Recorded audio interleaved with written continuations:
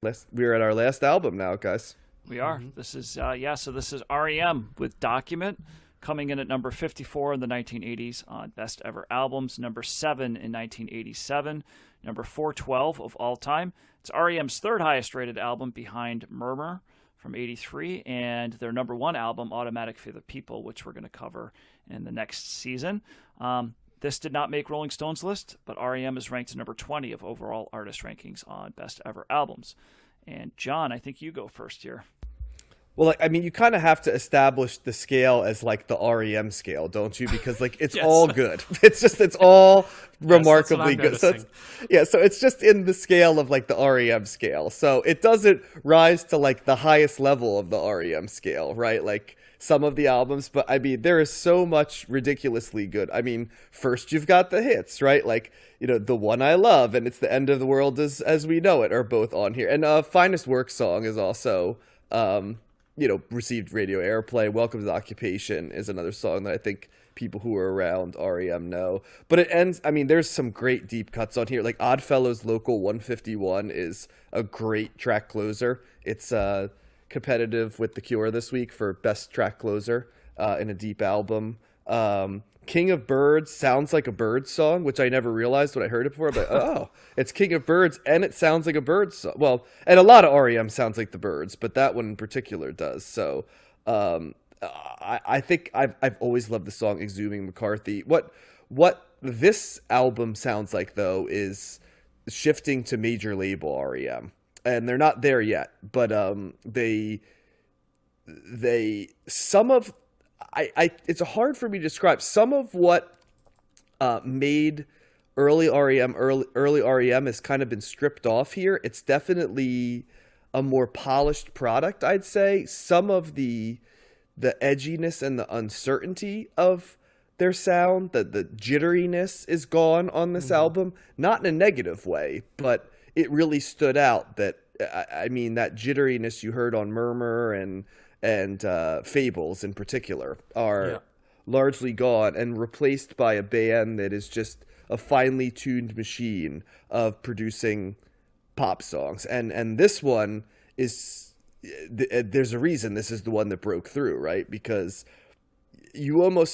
I've heard people tell me before they don't even realize that The One I Love is by REM because it seems to exist outside of REM's catalog because it was such a big hit, right? Yeah. And so does It's the End of the World as We Know It in its own way, but they somehow both fit perfectly on this album as well. So I think the really interesting thing is you don't really need to vary your review of REM in terms of this is what they sound like, because they kind of sound the same on every album, but not in a way that makes them redundant or not vibrant, because they always are able to find twists and variations of the theme that are interesting, for me at least. And so, yeah, just another remarkable REM album in a string of them. Just every single year, they're producing another incredible album. And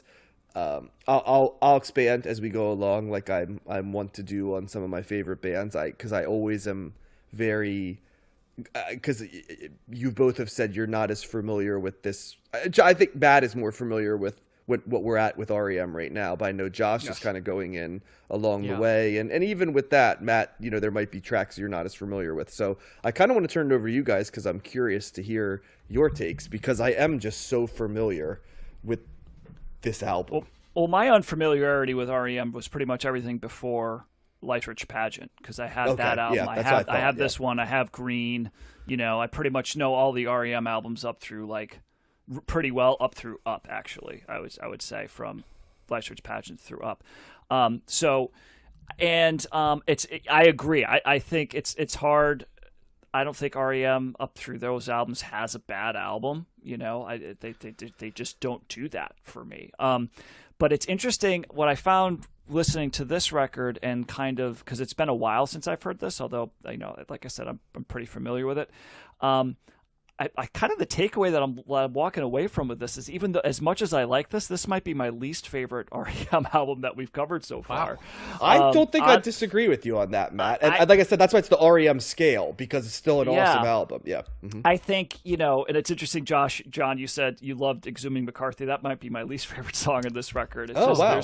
There's a couple of songs on here that I'm like, I like, but it doesn't get me to that next level of loving it, right? Although there's some very high moments on this. Obviously, like you said, the singles. I love the way it opens with Finest Work Song, that guitar, that drum kick with the guitar coming in, and it's just got that's a great song. That's one of my favorite songs on this record. But yeah, I would agree. I think that this album is, you can definitely, through these albums, the different albums that they're doing, you could see them expanding their palette. It does, a lot of it still is in the same lane, but they're getting darker. They're getting, there's like a darker undertone with some of these songs. You think so, huh? I thought they sounded brighter on this album than other albums. No, I would not say that. You don't think so? Okay. No. We heard that started with Fables, though, probably, right? With the third album. So it's not like I thought Fables, was a way darker album than this, sonically. So it's not like they came out of nowhere just doing that, right? It's definitely been leading up to this. But, like, I don't know. I think, obviously, like, The One I Love is a that's a great tune. That's, like, this omnipresent song. It's The End of the World as We Know It is just, that's, I don't know, for some people, that might be the most well-known R.E.M. song, which is, it's almost like the We Didn't Start the Fire of the R.E.M. catalog, like this novelty song, which is good, but it's like, I know some people that said it's my favorite R.E.M. song, and I'm like, really?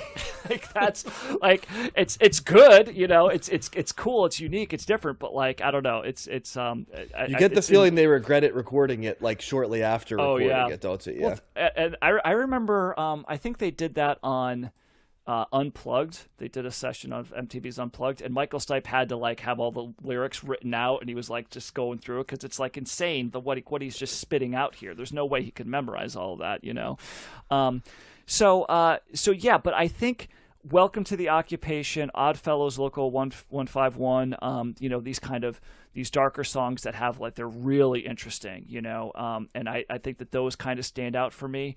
Songs like Strange or Lightning Hopkins, I don't love them. They're bringing a little bit more of an upbeat, kind of pace there. Mike Mills has got some shining moments in here as well, which I always have to give props to him because I love his voice, but, like, I don't know, Fireplace, King of Birds, Exhuming McCarthy. There's just Disturbance at the Heron House. I like them all. Right? I want to preface it by saying that. But when I am comparing it to the other records that we've covered and what's to come, I'm realizing, and I know Document, I remember when I first got it, I remember thinking to myself, well, this is the album that everybody, like, loved. This is what this is one of the R.E.M. albums. And obviously it's ranked 3 here, so it's a highly regarded record. But as I was going back and listening to, 3 of the records that I didn't really know before, I think I might like them better than this. I think that I responded more and thought that they were a little bit more consistent for me. But having said all that, this is still a really good album. So, but that was kind of my main takeaway, was not being as into this album this week as I had been with other R.E.M. albums that we had previously covered. I don't disagree with you. I was into it quite a bit, but I actually, after I was done, said kind of the same thing, Matt. I'm like, in terms of the run so far, on the R.E.M. scale of incredible to incredible, but a little less incredible, like, this one falls 5 of 5, I think, right now, which I don't know if I would have said if you'd said rank them before re-listening. So yeah. Do you think you're responding to, like, you like them when they're kind of a little more, I don't know, indie sounding some way, slightly less polished? Yeah, maybe. I don't know.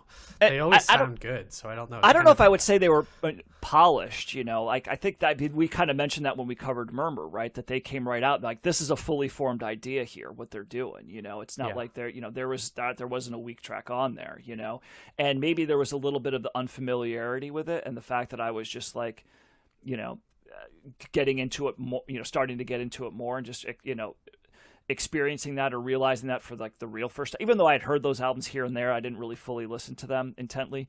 So, but yeah, and then just going back to this, I was like, oh yeah, I know these songs, but, like, I I'm not responding to them, or Well, I don't think I ever have responded to them to the way that I had in these previous records.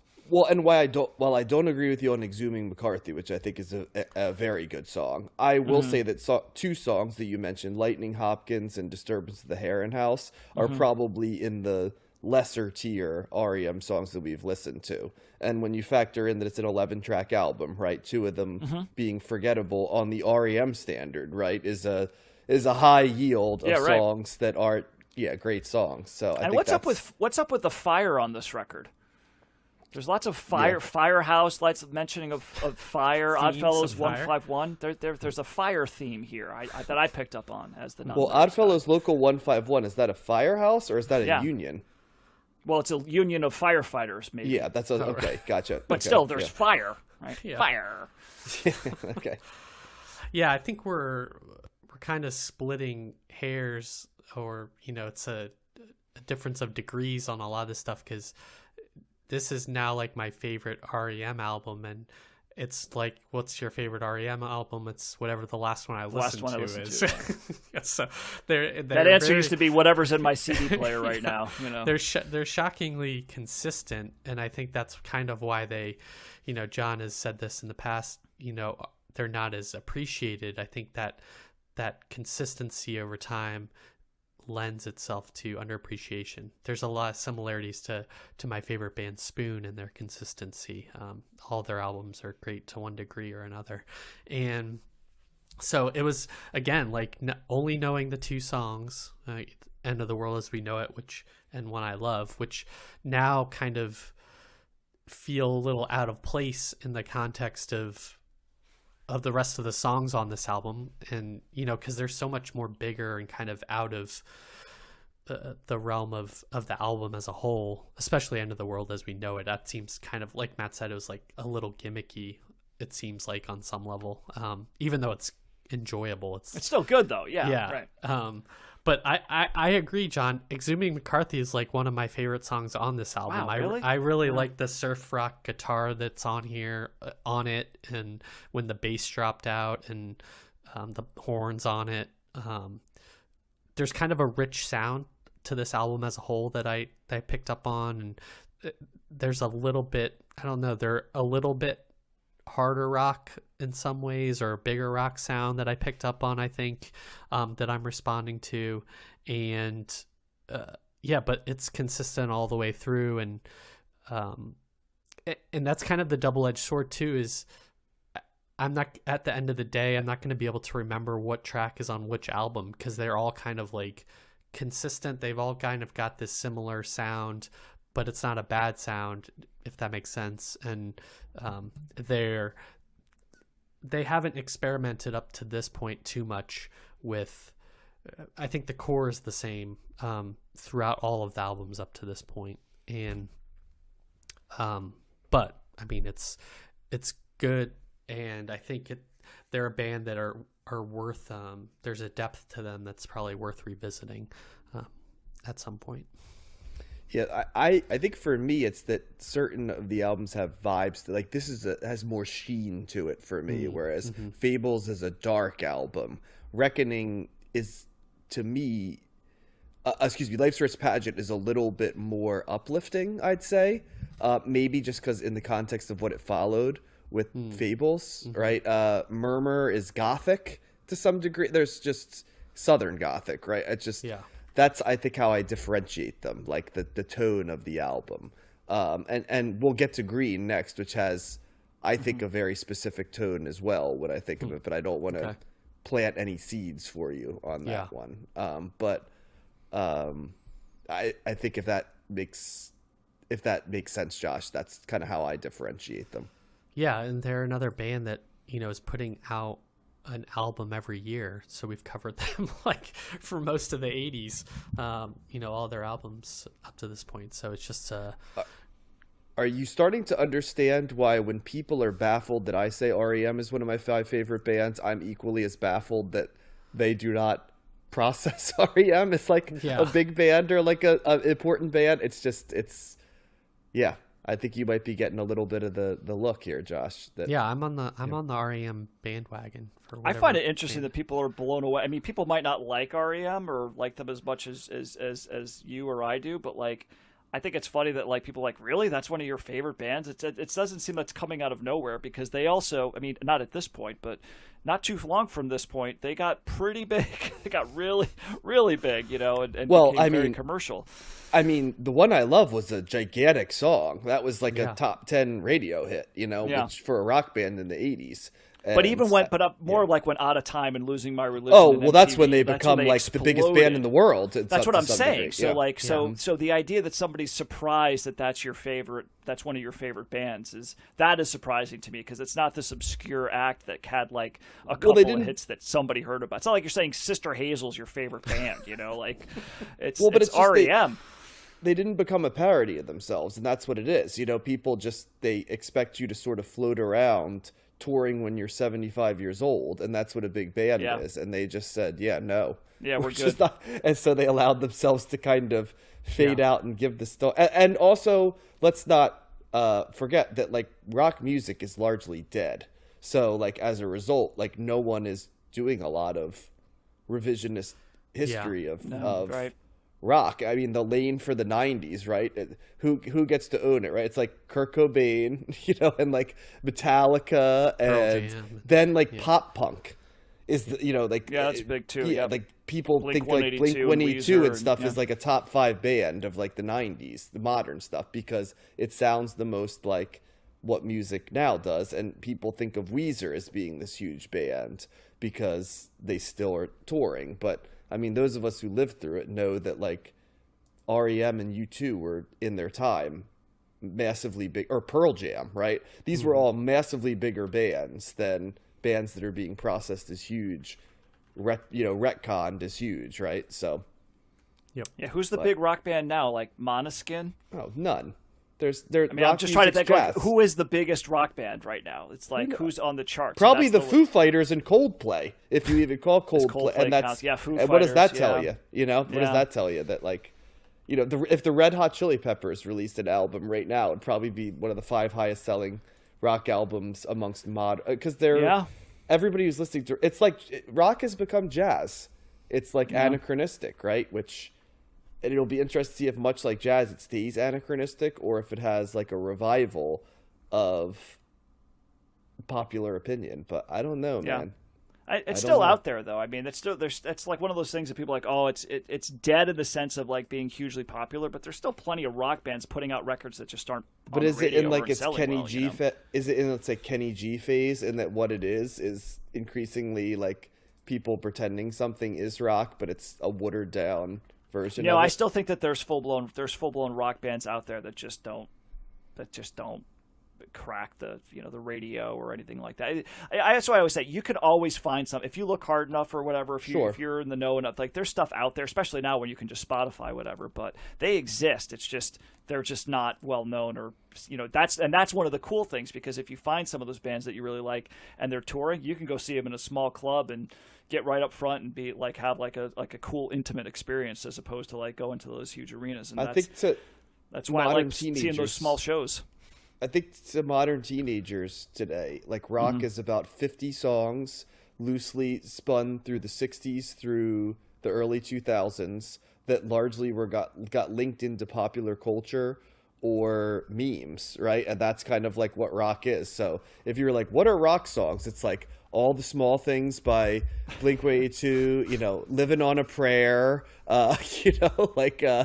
just Carry On My Wayward Son. Like it's a loose collection of like random stuff, right? That's usually tied to like meme culture. And and that's kind of, and I'm not knocking it. It's just, that's, I think, what it is.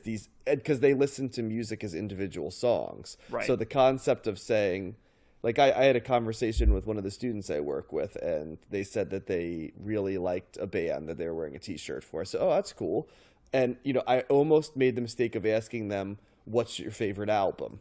But I've asked that before, and they look at me like I have 3 heads. And then they give me 3 to 4 songs that they like of said band. And I'm like, I can't even hate on it. You know what I mean? That's just what it is. It's like their concept, for example, of like Nirvana, right, is 3 to 4 songs that they know from Nirvana. Not like, oh, I like In Utero as much as I like, Nevermind. It's just not what it is anymore. So, No.